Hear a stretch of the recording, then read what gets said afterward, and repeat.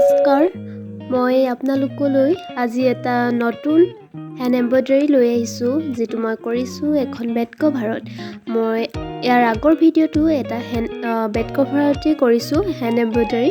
আপোনালোকে চাই ল'ব মই ডেসক্ৰিপচনত লিংকটো দি থৈছোঁ আৰু ইয়াৰ যেটো ষ্টাইল হয় একেবাৰে সিম্পল হয় সব যিসকলে ছবি আঁকিব নাজানে তেওঁলোকৰ কাৰণে একেবাৰে সহজ আপোনালোকে এখন কাগজত আঁকি ল'ব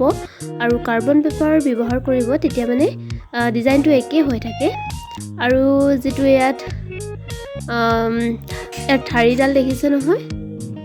সেই তাত মই চেইন চিলাইটো দিছো আপোনালোকে চাওক কেনেকৈ কৰিছো চেইন চিলাই যিসকলে নাজানে ভালকৈ চাই লওক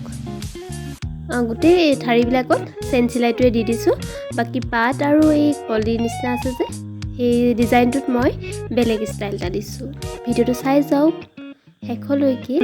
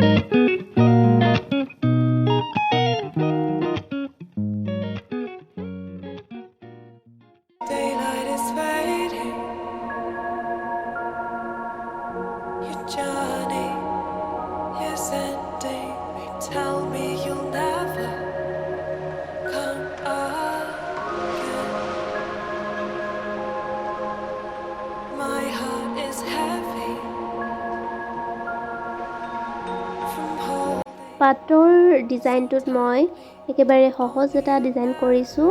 আপোনালোকে চাওক এবাৰ তললৈ এবাৰ ওপৰলৈ এনেকৈ কৰি যাব ধুনীয়া পাটৰ এটা মানে শেপ ল'ব বহুত ধুনীয়া হৈছে আপোনালোকে চাওক